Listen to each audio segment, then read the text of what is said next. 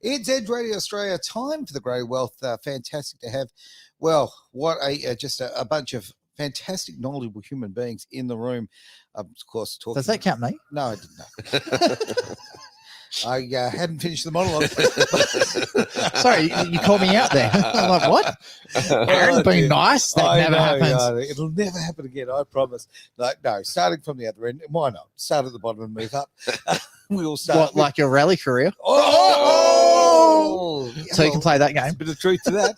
Hey, it's great to see you, Mr. Cartier. Thank you. Fantastic, mate. Got the beanie on. And I don't know why, because you've actually got really good, respectable hair at the moment.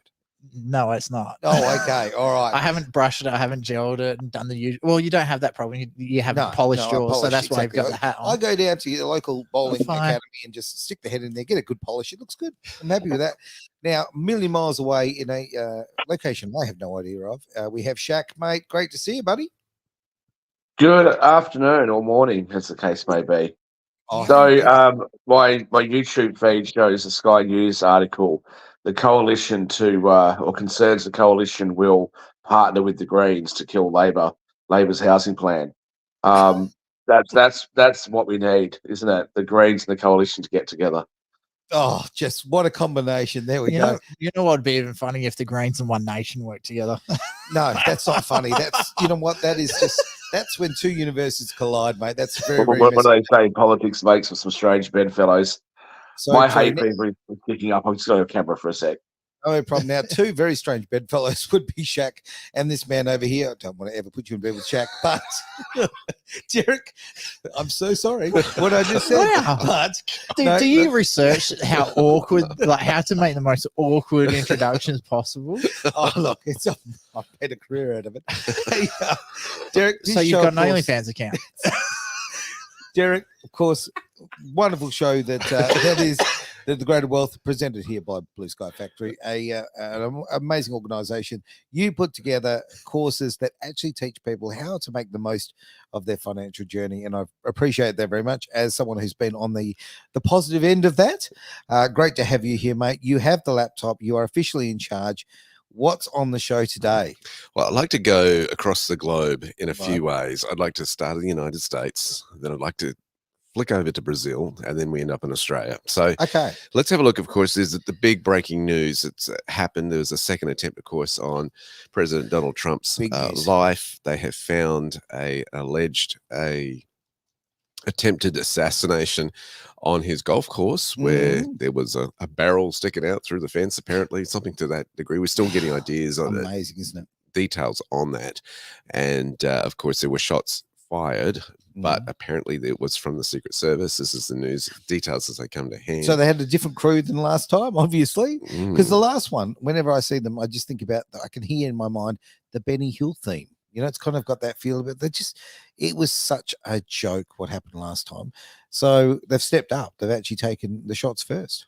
It appears that way from the early reports. Okay. So that's going on. And what's really, really fascinating in all of this, we'll need to get some video footage up in just a few moments. Okay. But what's interesting in this is it's come out of course, the debate. Now, the first attempt happened out of the debate. It's almost like we're seeing a pattern here. Now, I just didn't even put that little equation together until you actually said it earlier. And you're so right. I mean, the timing is really, there's quite a pattern here. So for the people listening at home, when Aaron said for earlier, because obviously we did Freedom Fridays live on Monday. Yes. Which is it is Monday today, right? It is Monday today. And we, of course, had to do Freedom Fridays early because of the fact of, big news. Okay, so make sure you listen to the repeats. That's going to be... Okay, so studio. So there will be Friday at 3 p.m. You'll be able to listen to Freedom Fridays, and there will also be a replay on the weekend on Sunday. Nice. Okay, so back to Derek. So it's interesting what's coming out in relation to the policies that were put out in that debate. Trump basically said to Kamala, "You might as well join MAGA because you're just taking all the ideas that we have and sprouting them as if they're your own." Didn't he bring her a hat at the debate? No, that was for Biden. Biden was interacting with an individual, and he gave him his hat. He autographed one, and then he gave him the other hat. And he put it on as a bit of a joke. People are seeing through all of this and what's going on. What is really interesting about the campaigning, though, is economic policy that's coming through or ideas. We saw real interesting stuff going on. Trump's interest in Bitcoin 2024, the big conference, and his approach to America being number one as far as crypto is concerned. Going, listen, we've got to do this. Particularly if the BRICS nations are ganging up on the US dollar, you can see why he wants to make that pivot for his nation. There's a really interesting snippet here that I want to play now, if we may, on his policies as far as economics are concerned. This is a crowd winner, and it's going to be interesting to break this down, the idea. Now, before you press the button, I just want to say this. Okay, can we press your buttons all the time, Aaron? You certainly do. Now, again, not taking that any further. I'm going to go with this, though. Okay, shall we just right now start a bit of a bet? Put some money on the table. How long will it be before Kamala announces this as a policy? Oh, you want me to press a button now? $50 on the table right now. Okay, hit the play button, mate. I got to remember how to do this now. I'm also announcing that as part of our additional tax cuts, we will end all taxes on overtime. You know what that means? Think of that. I got to pause it here. So as someone who had a job where my standard roster was 72 hours a week, it was awesome. Highest paid security guard in WA at the time. And the worst one. No, come on, airside out the Perth airport, sitting there watching other people work. It was brilliant. The Australian dream, right there. You know, it was directly after my divorce. That would have been so boring, though. Oh, 72 hours of watching other people. I know. 12-hour shifts every day, 6 days a week. Like, it was brutal. But I paid for my divorce in 6 months. Oh, geez, it took me 6 years. So well done. So yeah, I was stoked. I was absolutely stoked. Anyway, okay. Like that would have taken me. So this is like 8 years ago now, maybe 9 years ago. I could have retired in about 6 years doing that. Amazing. Now, look, we do, and we're going to get straight back to the video, but let's face it, overtime is a great reward for working hard. This is such a good policy. Right. Whether you're a Democrat or Republican, that's just a great policy. So into it.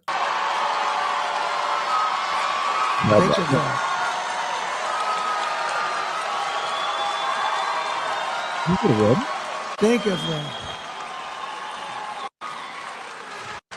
That gives people more of an incentive to work. It gives the companies it's a lot easier to get the people. And, you know, I went to some economists, great ones, and I said, what do you think? They said, it would be unbelievable. You'll get a whole new workforce by doing that. No taxes on overtime. Hey. So I just want to he's saying some great economists. So I know Shaq's not an economist, but he's the closest we got to one. So Shaq, let's I want to leave Trump up there. Look how serious that face is. But while we've got Trump looking all serious with his full ear there, what's your thoughts on no tax on overtime? Well, I mean, it sounds good in theory. I'm a little bit unsure how that would work because, you know, what if the whole workforce just decides, well, you know what, I only want to work part-time because then everything that I do over that is going to be overtime? What about those people that have 2 different jobs? Stuff like that. So I'd be a little bit concerned about practically how that would work. But the sentiment, the idea, I think is a good one. And it certainly is a steep contrast to what Kamala Harris is talking about, where although hers is for the very wealthy, but she's talking about having a 25% tax on unrealized capital gains. Now, okay, in fairness, she's only talking about people that have a net worth of more than 100 million. But that means that if you've started up a company and the company has grown and its book value is really high, you're going to have to sell your company to pay the taxes, which means international investors will end up owning all of the US startups. That doesn't make any sense. I would say that when you hear ideas floated, this is something that they're thinking about doing. They may not think it's going to work now, but it's a seed that they're planting now. For example, they talk about inheritance taxes here in Australia. So I think that there's a very sharp contrast between high tax left parties Mhm. and low tax right parties.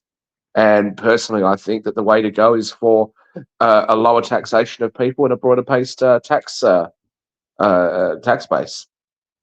So when I left high school, I actually Mm. had 2 jobs.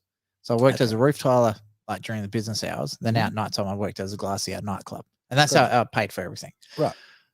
If my overtime wasn't taxed, I wouldn't need that second job. Mm, interesting. So it, But what I'm really, suggesting is that if Yeah. you've got 2 jobs, well, the way that I would envisage that you would make this work is that if you work 37 and a half hours, right, then any extra hours that you work shouldn't be taxed regardless of who you work for. absolutely. I think that's a Because that's the great. equivalent of overtime.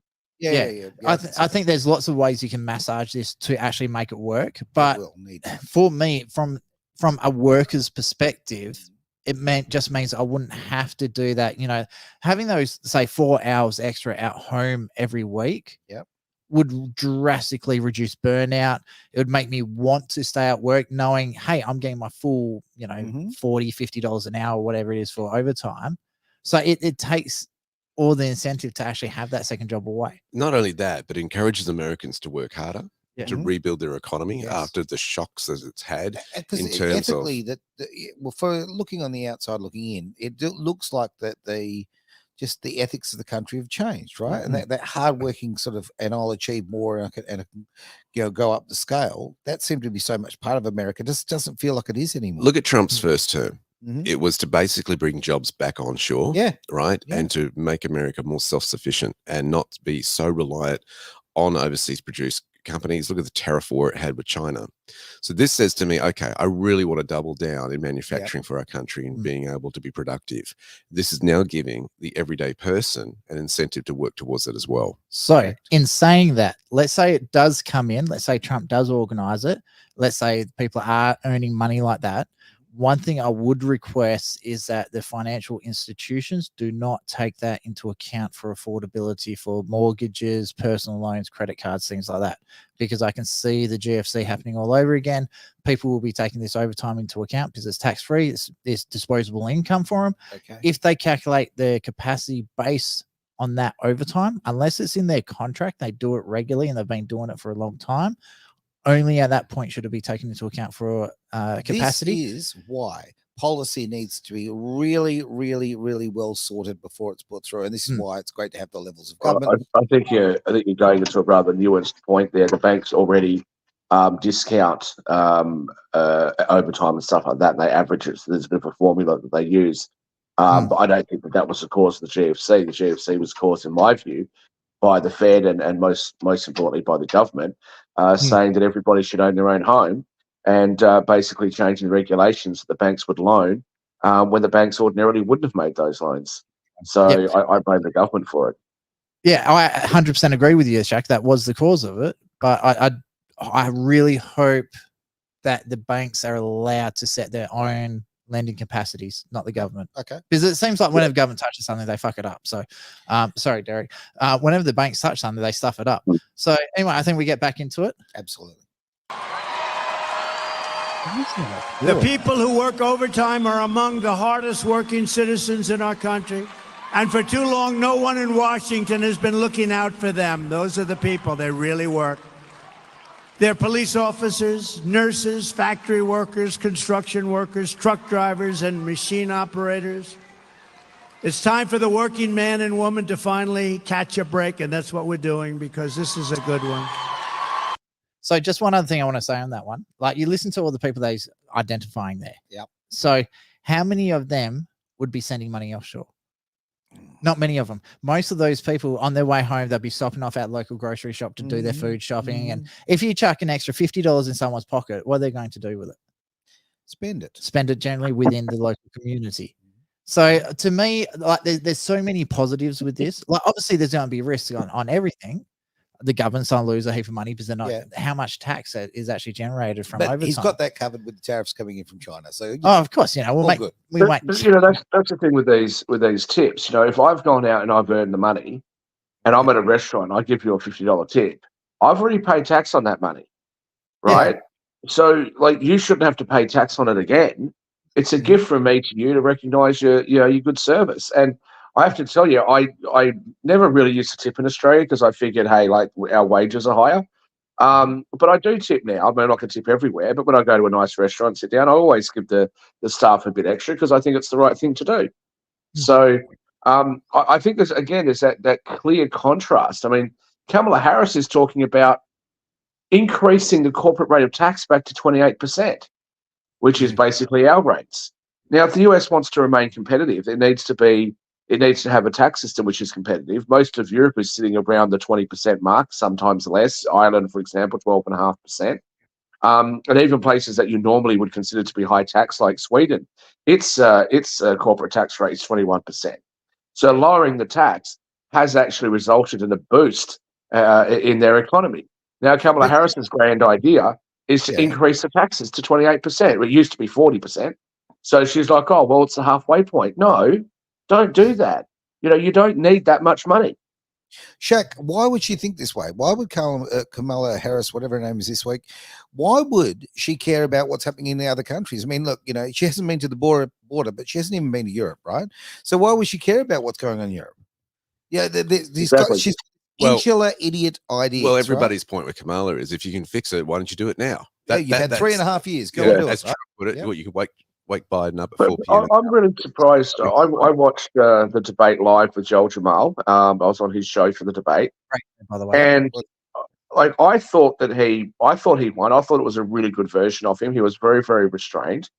I understand why people say that she won. I suppose she did, but I'm surprised because here she is. She's had a month, and she has she hasn't done any interviews until the CNN interview, which was just a puff piece.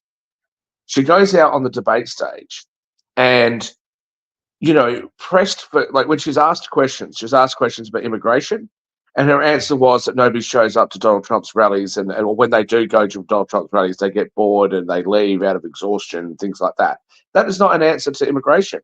When it came to what is she going to do for the middle class, she made a statement along the lines of, I'm the only person on stage that comes from the middle class, and what I want to do is lift the middle class up. What the I won't swear in front of Derek. What does that mean? What the hell does that mean? That's a whole lot of words. It says absolutely nothing. Well, but also lift them up to what exactly? Because you hate the rich, you hate the wealthy, and you hate the upper middle class. In fact, you hate them so much you want to take all their money. So what's your plan? You're going to lift them up by what? Having them work, unleashing all of their good ideas, and then when they make something, you're just going to take it all? Is that the plan? Opt me out, thank you very much. I'll move somewhere else.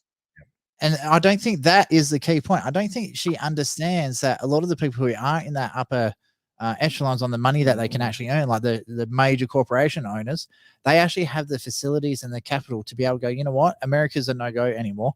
Bugger, I'm off to Sweden, I'm off to India, I'm off to China, I'm off to Australia, I'm off to wherever. They won't stick around because it doesn't make financial sense. Well, one of my private bankers just sent me a product the last couple of days. And capital guaranteed investment returns, well, there's no guarantee on the returns, but the returns could be anywhere, I'm expecting it to be at least 15% per annum. Now, I had a look at this product for the last 3 years. Its average return was 27%. Capital guaranteed by the bank. Not a bad investment. Well, guess what? That same bank operates in the United States. You can't get it there. Really? And even for me, actually, here, I wouldn't be able to get it here, I don't think. It's only because this is one of my overseas private banks. Although here, because you qualify for being a wholesale investor and that sort of stuff. But this is the thing, like wealthy people, and the wealthier you get, you start to look for advisors, tax advisors, accountants, bankers come to you, all that sort of stuff. And it opens up opportunities. But those are the opportunities that are denied to the everyday person because the retail banks here don't care about you. And why would they? Because between them, they've got a monopoly. So they're not interested in helping you to get ahead. So I would say, again, like I said on the other show, You should look overseas. You should look around the world. You can't change the world, but you can change your own world. And that's exactly what people should be doing. Because the bottom line is that all these governments want to do is just take more and more money so they can take your money and give it to their friends. Pretty much. Hang on. So, Travis, let's talk about some of the comments that are coming up. Lol, Shaq, these folks talking about unrealized value have zero IQ and no knowledge of economics. A lot of people So that's in agree with that. regards to taxing unrealized profits or unrealized I gains. just can't get over that. I see another comment from him on YouTube that says Kamala supporters won't ask those questions as their support for her is emotionally based. I think that is absolutely true. I've got friends in the United States, across many states. I've got friends and family there. And I've got MAGA supporter friends. I've got just general Republican friends. I've got Democrat friends, and I've got some, some very, very progressive friends. And you're right. When you ask Republicans or you ask Donald Trump supporters why they're voting for Donald Trump, they'll give you reasons. When you ask people why they're going to vote for Kamala Harris, it's because, she's a black woman and it's so historic and this and that. It's like, what the hell does that mean? I mean, I've never had an investor say to me, back when I was, managing client money, I've never had an investor say to me, you're the first person who's Fijian Indian born in Perth that we've ever given money for. We're really excited. Nobody gives a shit, right? Exactly. What they want to know is, do I like you and do I trust that you're going to be able to actually give me a return on my investment? That's what people care about. That's true. Now, Derek, we've got a lot of things to talk about today. We still have more of the video. Oh, we do we? Yeah. All right, let's That's finish not that bad. off Let's do real that, quick. and then we'll pivot from there. Oh, good. I can go off camera again. My hay fever's going crazy. And I think it's going to be great for the country. So that's why we will be saying that if you're an overtime worker when you're past 40 hours a week, think of that. 40 hours. Your overtime hours will be tax-free. Okay, good. You're going to have it too. Wonderful. So there you go. I'm glad I did finish that one just for Shaq. So 40 hours a week is the cutoff mark. That's the magic number. So I would have got 32 hours a week tax-free. Woohoo. You know how much money you can earn in that sort of like time period? Yeah, a lot. Stop living in the past, mate. Let's move forward. Like this isn't a joke either. That's roughly 1,000 extra Mate, in my pocket. Shoulda, coulda, woulda. And if the dog hadn't stopped to do a shit, it would have caught the rabbit. Pop's favorite saying. Thanks for always taking it down there. Yeah. Let's go, mate. It's interesting to contrast. I actually haven't seen that, so I'm glad that he said it because I've heard of it, but I didn't realize he'd actually gone on to say that. And what you're trying to say, Travis, is you could have paid off your divorce in 3 months instead of 6 if you had waited until now to get divorced and you moved to the United States. Yeah, exactly. But if I had done it now, I know how to set myself up better, and I wouldn't have had to pay off the divorce in the first place. About knowing the system you're in. I know the system I'm in. That's why I'll never remarry. But anyway. So what you're going to do, gentlemen, have prenuptial agreements. Not that it matters too much. Just have prenuptial agreements and make sure that your assets are all overseas and in foreign trusts and all set up so that they can't get to it. Imagine that. So apparently, Imagine Michael that. got remarried, and It's time for us to fight back he's- against the unfair systems that we have. And Totally. one way to fight back is to make sure that our money that we've worked for, or however we've got, it doesn't really matter, that our money is not something they can get their bloody grubby hands on. So true. All right, the man with the clean hands, Derek Whittaker. So it's interesting in terms of economic outlooks as far as US is concerned, is that JP Morgan Chase CEO Jamie Dimon has said that he would not rule out an outcome for the US economy, which is widely considered to be worse than a recession. And he's going into the whole thing of the worst is stagflation. Haven't seen that since the 1970s, the US, but it's basically a combination of economic stagnation and inflation. Prices, they continue to soar at the same time as unemployment rises and economic growth slows. So it's a bit of a triple whammy. And funny enough, that was about energy, if you remember. Remember, fuel prices went through the absolute roof. You had big, long lines waiting for the Bowsers, people waiting hours and hours, almost like they've got Teslas, to get refuel. It was a big, big thing that stifled and caused so much damage to the US and the world economically through the 70s. Yeah. So it's interesting that Trump Well, is maybe making a solution to this, if unemployment's getting too high, maybe they should bring more immigrants in. Maybe that'll help. Yeah. Jeez. Particularly Fiji Indians, I think. No, because we weren't. Well, I don't know about You're no listeners. good I to don't know. anyone. Come on. Great scaffolders. So what's interesting in this is, okay, the Fed Reserve is looking at trying to get inflation down to about 2% target. That's kind of where they like it. 2 to 3% is their ideal situation. But it's interesting to see Trump's policy come out here going, look, if this occurs, if these economic outlooks slow down, we're going to get Americans working through, doing overtime, tax breaks for that. That's an interesting kind of setup if he's foreseeing what's going and playing out here. And this is not just a financial rebirth of the US. This is also a psychological one, right? This is so good for people. People, their lives have value when they're working, when they're productive, when they're, you know, moving forward for their family. And when you're just bringing immigrants in left, right, and center, when you're just having a very much a welfare state, people are not. They're not building as themselves. Their personalities stay stagnant, and it becomes quite a trap. So this is a great thing for the actual value of the human being. Well, it's one of those things that people resent as well, because the United States, like here, has a very progressive. Theirs is actually worse than us. But if you remember how we used to be, we had like 5 or 6 different tax brackets. The United States, I think, from memory, has like 7 or 8. I can't 100% remember. So what that means is that when people do overtime, they're often taxed at a higher rate, because their total income's gone up. So that overtime amount, not only do you have the insult of government taking that money, but then they actually take a higher percentage of that money as well. And for a lot of people, you know, I know people here in Australia that will say to me, look, you know, I do an extra, you know, 1 shift a week or something, you know, an extra like 4 hours or 6 hours a week. And I take that money and put it aside because I'm saving up to buy something for my kids, or I use that money for, you know, the Christmas holidays or whatever. And along comes the government to say, oh, we'll take 40% of that. Yeah. You know, like people have a right to feel as though it's unfair. So I think giving tax breaks to people, the working class people, is a great idea, and having some system of indirect taxation. So we talked about tariffs before. I think tariffs will be a good idea, but just not across the board. Across the board, you'll find that can hurt exports. But a system of indirect taxation, I think, is fantastic. And really, what I think the United States should look at is a national sales tax. In return for a reduction in the income tax. I don't think they'll ever do it, but certainly Australia could do it. We could easily see ourselves go up to a 15% GST. I'm not sure how Australians would feel about it, but a 15% GST and a drastic reduction in the income tax. I mean, I personally think that we could. People talk about the capital gains tax should be the same as the income tax. Superannuation is taxed at 15%. So why don't we just scrap everything? Go to a 15% GST and a 15% income tax, 15% capital gains tax, and a 15% corporations tax. I think you'd see a huge boost in economic activity. Do you remember John Hewson trying to sell a consumption tax? I mean, you know, it was all about birthday cakes and all that sort of thing. And but it was such a mess. And obviously, it eventually got but through. what year was that? Okay.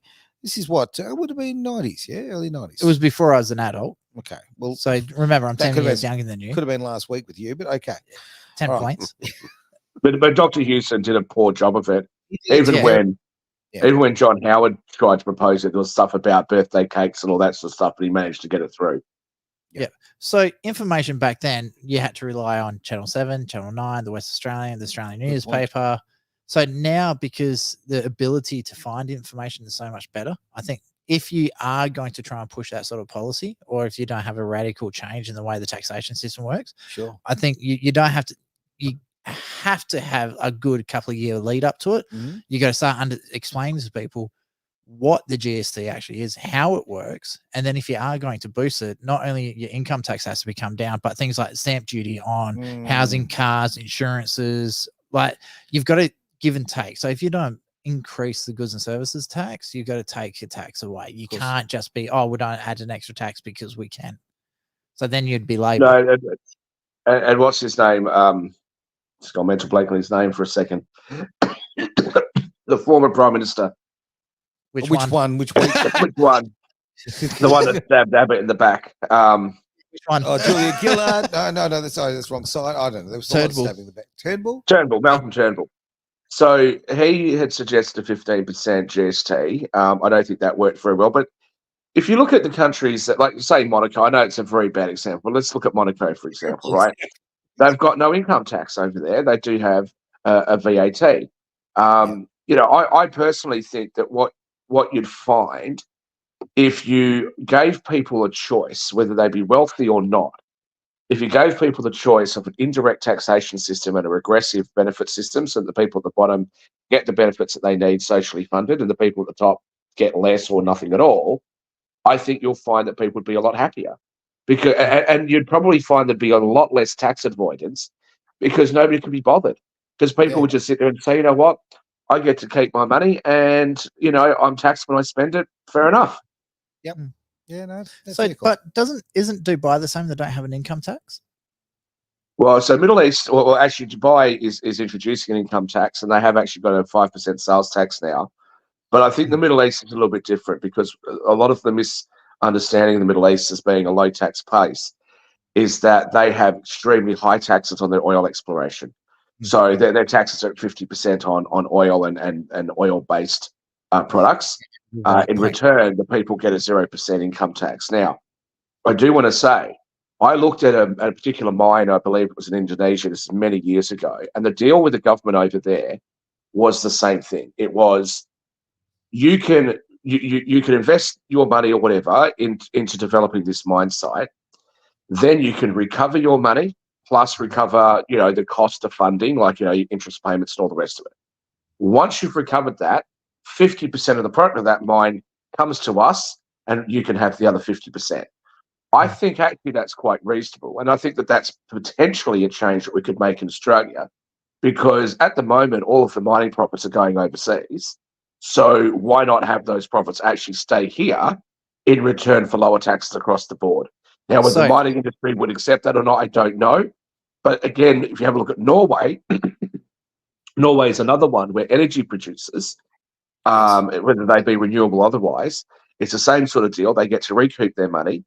Then it's a 50-50 split with the government. But out of your 50%, you then have to pay the normal corporate tax rate. So very, very highly taxed, but it's an industry that you can't move that. You can't globalize that. And that's what we have to deal with is industries where they have to be here, and then we can deal with how to tax international companies that operate within our jurisdiction. The United States should be looking at that. The UK should be looking at that. That would be real progress towards tax reform to make the tax system fairer, so that people at the bottom are not feeling like the rich are just going totally over them, and the rich aren't feeling as though they're being punished by confiscatory taxes. Okay, yeah. No one wants to be, punished for their success. It's not fair. It stops you from being incentivized. Derek, we've got a lot of things to cover today, mate. Where are we heading next? Well, let's get over to Brazil. Okay. Brazil's Supreme Court Justice Alexandre de Moraes has lifted the freezes that were imposed on Starlink and X, former Twitter, bank accounts. They ordered the transfer of 18.35 million reals, which is roughly 3.3 million US, from the accounts to the national coffers. And what they did was basically, on a court statement, they lifted it because the amount transferred to Brazil reached a total owed the country in fines, which have been imposed amid a feud between the billionaire owner Elon Musk and Moraes. They've basically said, look, it's the sixth biggest market, Brazil. X, in their words, failed to comply with orders to block some accounts accused of spreading fake news and hate messages that the judge said were a threat to democracy. Musk in turn has challenged those orders, calling them censorship. And they also claim that X failed to name a local legal representative as required by Brazilian law, ignored a deadline for compliance with court orders, which led to them freezing the accounts of Starlink's accounts in the country for possible use to cover fines owed by X. Now, you think about it, though, if you freeze the accounts of Starlink, you could just freeze the links into Brazil in terms of the internet access. I know. So it's a really interesting one where you're getting politicians freezing accounts. We saw this in Canada, I should say. Similar. China and Canada have become. You saw that with the truckers in Canada. Yeah. I think it was the British politician, think of his name, who had his bank accounts frozen. He's now become a politician. Farage. Farage. Yeah, Nigel Farage, thank you. He also had a similar situation. Yeah, dude. I remember it was Kanye West, I think, too, who I had his know. bank accounts frozen. So what you're seeing is But he and- came back stronger. Sorry. Oh, now I don't know. that If, was terrible. Terrible. I know. I don't know if Farage has He just individual. lost a few letters in his name. Yee. Yeah. Sorry, Derek. Yes, go on, mate. No, it was worth going there. It was good. All right. So what I was saying is I'm not sure if Farage had individual accounts or corporation accounts. Obviously, the other ones would have had corporation, except for the truckers in Canada, you would assume. But what you're seeing is governments now putting freezers on corporations, individual accounts, just because they disagree with the narrative or the policies that these nations have. So That's right. You know, and I mean, look, the US is so based on free speech, or was, you know, before probably Obama came into power, right? Other countries, we've had a presumption of feeling that. I know it's not, we don't have a constitution as such. Well, we do, but it's not We entrenched have an in it. implied freedom of speech. Yeah, yeah, exactly. And of course, it was reconfirmed by the High Court, right? So we can feel comfortable feeling we've got free speech. That's if you trust the High Court. That's right. And who There's a owns the reason High they call Court it at the time? just us. Yeah, that's right. Because who does it protect? Just them. That's right. You know, I heard something really, really interesting the other day. I don't know about Brazil. I don't know what their rules are on free speech. It's certainly concerning. I heard something very interesting the other day on from one of the panelists on one of the other shows I do, who said, "Oh, you know, I think it was in relation to RFK Jr. or somebody, and he was like, oh, you know, this conspiracy theorist that was an inside job," and I was like, "Hang on a minute, wasn't that a left-wing conspiracy theory? That wasn't something on the right." You know, Michael Moore and all those guys. Like, what are you talking about now? But you guys remember that guy, David Icke? Yep. I can't find it anymore, but there used to be this. He went to like some stadium and he was, you know, on stage doing this thing. And I watched it years ago, 10 or 15 years ago, and it went for a couple of hours. And most of what he said I thought was quite interesting. I didn't believe much of it, but he put it together pretty well. And then he goes into the whole lizard, you know, people, you know, the reptilians, and they shapeshift and all this sort of stuff. And I was like, wow, like that's really out there in the deep end. But you know what? Let me watch it. I might just find it funny. Do you know what I mean? Like, and I've met some famous people in my time and some politicians. And I'm like, hey, like, you know, you're shape shifting out of that. Like, it's a big joke. Like, why do we need government to come in and be like, oh no, we're going to prevent the spread of dangerous misinformation? Go away, government. We don't trust you at the best of times. Go away, especially when you've got governments like New South Wales Parliament who want to outlaw the word mate. I don't want to put you in charge of anything. Thank you very much. Whoa. This is big news. Okay, hang on. We're in Australia. They're trying to outlaw the greatest word ever, mate. Are you kidding me? Oh, this is old news. This was a few years ago. Didn't you I know didn't that? know it. So apparently, and somebody have to fact check this, but apparently, you can't use the word mate inside the New South Wales Parliament. These are the people that we're supposed to trust, and I think New South Wales government, both left and right, is actually a lot better than all of the other states, to be perfectly honest. But yeah, I just find that to be incredible.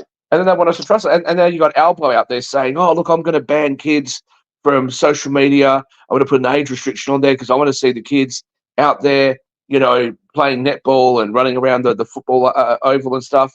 Albo, you're not Australia's parent, right? I happen to agree with him. It'd be good to see the kids off social media, but you don't pass laws to do it, dude. Just stick to running the country. You're doing a terrible job of that. We don't need you to now tell everybody how to parent their kids. Thank you very much. I'd like to get back to your point there, Shaq. Why do you know, even just entertaining the whole shapeshifter type thing? Here's what's interesting about that. Why does any government make things classified? I'll tell you why, right? Okay. Because the government to give Julian Assange a challenge. What was that? Giving Julian Assange a challenge. It's because two things. Government's put in there in the perceived perception to protect the people, right? Defense, all that sort of thing. However, when it gets to a point where they can't defend the people, it then goes into, or their adversaries could actually, this information could be used against them. That's when it gets into classified stage. Right. So some of this information, I mean, it's interesting that aliens are hitting the whole True. It's like, social talk at the moment and discussing this. Things. Like, are there aliens or is that just bullshit? Oh, I don't know. I've met a few. Uh, Yeah, you're talking to one. Let's talk about the classification of Can I documents just for a finish what I minute. was gonna say? Let me just finish what I was gonna say. So it's okay to talk about aliens, but it's not okay to talk about reptilians I and know. shapeshifters and this sort of stuff. You've got to ask the question, well, why? Why is that? Mhm. Sorry, Shaq, go ahead. Well, perhaps they're not aliens. Perhaps they're interplanetary immigrants or something ridiculous that the left will come up with. Undocumented, Aliens. undocumented US. They're Yeah. inter- Yeah. refugees. But I just want to come to this classification. So, as you guys know, one of my most favourite groups is the enforcement arm of terrible government policy, otherwise known as the the police.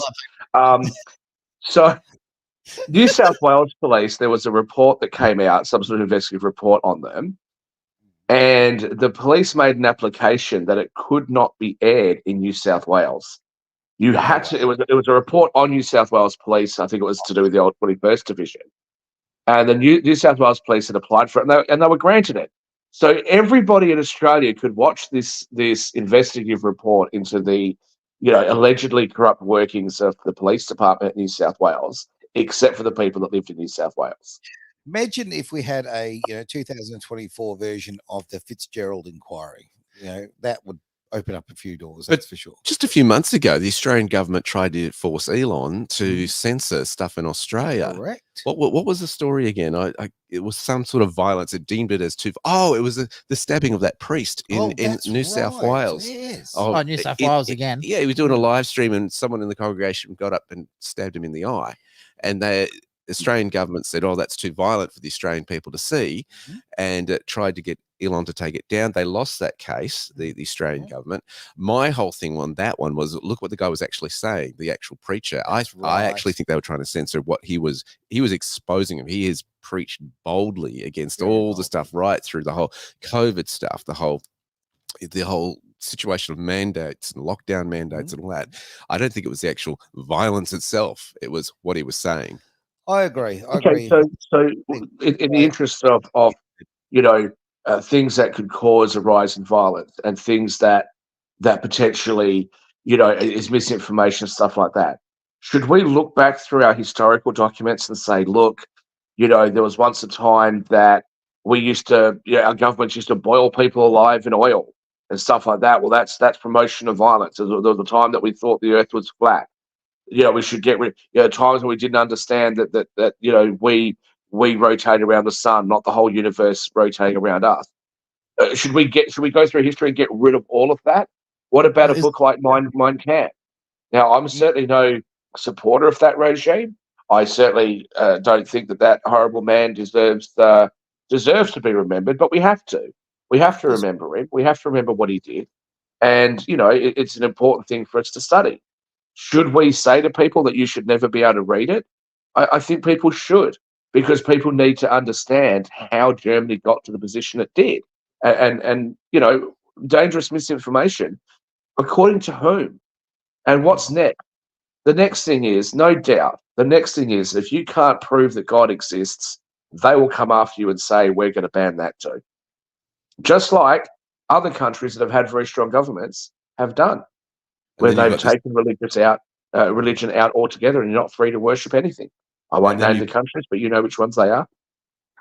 We got this tension now where Trump is saying, when I get in office, I'm going to lift the lid on the JFK files, the Epstein files, all this sort of stuff. And you wonder, with all the attempted assassination attempts, and also his declaration saying, hey, when I get in, these are going to be the rules, the death penalty will be applied to these cases, these cases, these cases. You can see the stakes going higher for those who are on the wrong side of the law in this situation. Hit the wrong button there. He's bringing back law and order, to America and stability. The whole nation was built on. Yeah. But it's interesting, what are these organizations hiding that they've kept this information classified? JFK, that was the 60s. Oh, everybody who was involved in the case is now dead, as Tucker Carlson pointed out. 61 years so ago. Who are they protecting? Are they protecting the agency or the organization? The organization, the agency, one and the same. Are there immortal people who've been surviving off drinking the blood of vampires to get through? Ask David Icke, I guess. I don't know. Just so you know, Shaq, I sent you a PM with the link to the guy's video. Fantastic. Which guy's video? David Icke's. Yeah, and I actually want to bring up something. Oh, about but it, 'cause David Icke's got heaps of videos, online, but the very specific one that I was looking for, I haven't been able to find it for years. But there's a lot of things I wasn't able to find for years. I remember, again, probably about 15 years ago or so, there was a documentary made sort of in the early days of YouTube where people could make their own docos and stuff. And he basically started off by saying what a conspiracy theory actually is, and at what point does it become not a theory but a conspiracy. 6 Really months. good argument. I thought it was a great argument, and I was trying to find it because I wanted to send it to some of my left wing mates to say, hey, when you're calling everybody a tinfoil hat wearing conspiracy theorist on the right, it wasn't that long ago that you guys didn't trust government. You know, I don't understand. Like, you know, I was 17 when September 11 happened. I don't understand how the left has gone from a point of we don't trust government and we want them out of our lives to not only do we trust government, we want government to tell us what to do. We want them to interfere in our lives and tell our children what to do. We want our girls to think they're boys and our boys to think they're girls. And if anybody who says, no, that's not reality, they should be jailed and fined. Like, when did that happen exactly? I don't get it. I wish I knew. I wish we all knew. But yeah, look, this is the great time of change. It's a great time of opportunity. It's a great time that we can actually fix how off the rails the country has become and the world has become. And I'm going to just reiterate to people. I've probably butchered that word anyway. Who cares? A lot of people, and this is one that really, really irks me. And when you get people like Karen Brewer who turn around and say, oh, you know, don't vote in this system, just put no candidate expresses my will on the ballot paper. All you're doing is you're concentrating the votes into the two major parties when you do that, because you're taking that third voice out. You need to vote. Like, I know in America they have optional voting, but in Australia we don't. We have compulsory voting. There's a lot of people go up and they draw dicks on the papers or they swear on them. I've been to scrutiny a lot, and you see it like maybe one in 12, 1 in 15 ballot papers that actually have just profanities written all over it. Right. That doesn't do anything. All you're doing is concentrating the vote to the major parties. On top of that, but it feels good. Yeah, it does. Like, you still do it. Just don't do it over the middle bit. Just do it on the back or something like that. They still see it. But anyway, so the person you vote for first is about $3 a pop. They get their money back. So a lot of the candidates, especially the non-major party guys, are self-funded. Yeah. So please vote the minor parties first, because it just gives them back their money. They need their money back to keep giving you that third option. So voting, yes, it is very, very important. Now, if let's say the minor party guys don't get in, then have your second and your third votes to the major parties are the ones that you actually do want to have the government in. And the reason why that's important, come early next year, we're going into an election. We are. We've got our state election in WA. 2 elections. We've had the New South Wales local council elections. Notice I didn't say local government because that failed. So there's coming up over the next 2 years, there's a lot of elections going on. And I think a lot of the bullshit that's being spouted by the Australian Electoral Commission needs to be countered with what actually is going on. So it's really important to understand the system that you're in. Can I ask you to read that comment that's just come through? Because I so have the wrong glasses on. Oh, I know. It's a bit tough. Is it this one here? No, that one below it. Let's look at that one anyway. That one's let's have a look. Kind of big one. I don't vote. Seems clear to me that the whole idea of democracy is a scam. Else, why would they have the British laws allowed and British lords? Why would the British laws have allowed it to spread? Yep. Yeah, look, good question. I still believe in democracy. I really do. Yes, the system is so corrupt and it is so skewed. It is so written to keep those, control lords in power. There's no question about that.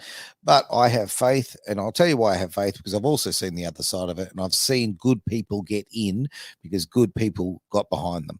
So when you don't vote, and I don't want to, I don't want to have a go at it's their choice. They can vote if they want. Or I know, don't but vote. I tell you what, I just would really encourage people to vote, and like you said, vote for small parties, or just whatever you do, just do your bloody research. Find out what the person represents, what they stand for, what they're about. Okay. And if they stand with your values, then yes, put them forward. That will definitely help. Yeah, but unless they're a Labor Party candidate, right? Because if they're a Labor Party candidate, it doesn't matter whether they stand for your beliefs or not, because all the decisions are going to be centralised to whoever the leader is. because they're not allowed to cross the floor. That's Yep. right. Yep. So, Mate, and we've seen know that. that. Here's the problem, Shaq. No one knows that, right? The greatest part of the population don't know that Labor can't actually vote against the policies or the. well, didn't somebody in Western Australia just get booted out over a position on Palestine Israel? Now, It, it was a good example because I've been using this as an example for years. That if you actually had Aboriginal people in the Labor Party and there was an Aboriginal law or some sort of thing that was being proposed, and the Aboriginal didn't want to, the Aboriginal Labor Party people didn't want to vote for it, would you dare kick them out of the party? And this is a classic example. I actually don't agree with the position that this lady's taken in relation to Palestine Israel. However, surely she has a right to express it. She's been duly democratically elected by the people. She is sitting in the House of Reps. She has a right to express that view. Actually, no, she wasn't. She was number 6 on the ticket. She was the last person to get in. Her vote was minuscule. It was absolutely tiny. She got in. It doesn't matter, but she won, right? Our political system, however it works, has created a situation where she has been elected. Okay, so to get endorsement within the Labor Party, she has to agree to the Labor Party's constitution, which states you cannot cross the floor. Yeah, I know. So and the Labor Party changed that. I'm not questioning that. I know the Labor Party said that all the time. She agreed to it. I understand that. I'm saying that the Labor Party, if it wants to have the respect of the rest of us, they should recognise that if you're going to sit there and talk about democracy, something that I don't really believe in, but if you are going to sit there and talk about democracy and how great it is, how about actually living up to your own standard? I mean, if I said to you guys, hey, come work for me, however, you can only vote for the things that I say you can vote for, like, would I even be allowed to do that? Of course not. So why does the Labor Party have an exemption? And some people would say yes. The three of us would say no. We just wouldn't work for you, right? But most people don't understand integrity. She does have that choice right at the start. If she wants to cross the floor on an issue, don't join the Labor Party. Yeah, but she wants to get in. Yeah, but Travis, the point. Hang on, Travis. Just two things. Just two things. One, that then presupposes that the Labor Party's position on something today is not going to change tomorrow.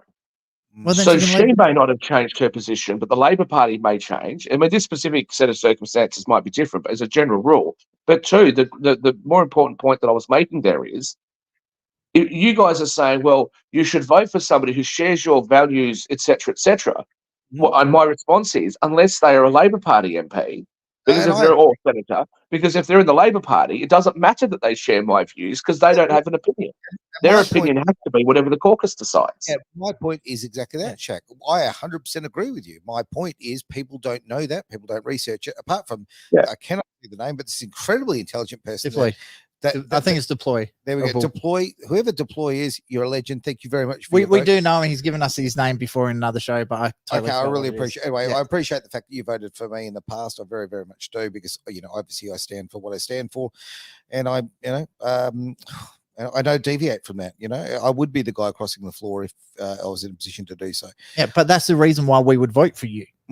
Because we know you are going to stand up for what's morally correct. Yeah. So I agree with what Shaq is saying, that she should have the right to be able to cross the floor. But if she wants to be voted on the Labor ticket, she's got to agree to the rules and regulations that Labor have put in as a candidate, and they actually sign a contract to do that. So effectively what you're saying is she should have the right to break any contract. No, Travis, what I'm saying is that the Labor Party should not have that rule in place. And for as long as it does, the Australian people should recognise that they don't know who they're voting for. They're going to vote for whoever the future leadership is and whatever the future leadership's belief is on something. Oh, don't tell me that every single person in the Labor Party believed in the voice referendum, right? When 70% of Australia voted against it, or 65% or whatever it was of Australia voted against it, don't tell me that everybody in the Labor Party felt that way.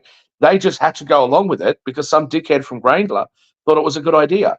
Now, if you're living in Western Australia and you're out in Swan, why do you think that your local member in Swan shouldn't have a say that represents you? They're supposed to be your local representative. Your member of parliament should represent your electoral division. So constitutionally, and just as a principle of democracy, again, something I don't believe in, if your local member has signed a contract saying that they're not going to do what's in the best interest of your electorate, but they're just going to listen to some dickhead who at the moment is ingrained, but it could be from anywhere. How is that democracy? It's not.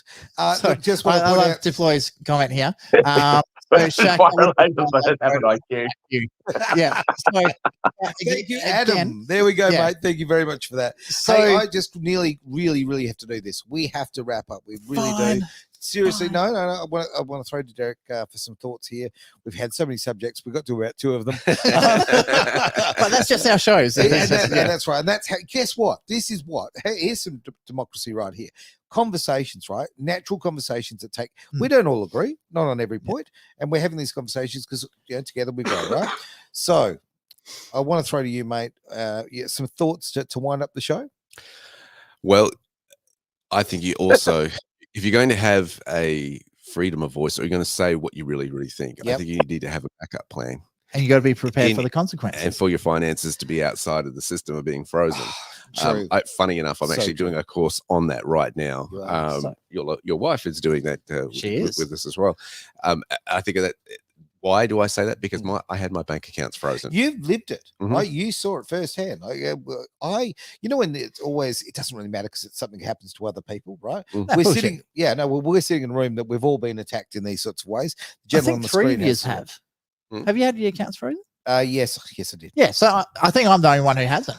Like, so that's why I use cash. Right. I don't keep enough money in the bank for him to actually even bother freezing it. So freezing mine made no great difference to my life. Trust me. Yeah, the negative number doesn't mean anything. A 0 doesn't get any colder than that. Trust me. All right, time to hit the end of the show. Nearly. One final plug. So if you do want to do Derek's course, because he is taking on more students for the next rounds of course, the link's in the comments there. So blueskyfactory.com.au, or you can email Derek direct, Derek, DEREK, at blueskyfactory.com.au. Now remember, Blue does not have the E because he's a clean cut kid. Yeah, he is. Hey, True Blue. And on that bombshell, it's the end of the show. Thank you very much, everyone involved. Thank you for those out in socials. Look, please like, share, tag. You know what? We were growing so well, and it's because of wonderful people out there like you. And we love the fact that we're interactive. Adam, thank you so much, mate. Because I can't see the screen. Hopefully one day I will actually be able to get my finances in order so I can tell you what I really think about things like the Labour Party and the police. Dear. I'll tell you right now, as we've been doing the show, we've all been getting older. That screen used to be big enough for all of us. And now we need a bigger screen. And the worst bit is I got new glasses and still can't read it. Hey, this is the end of it, is, of course, the wonderful show called The Greater Wealth on Edge Radio Australia.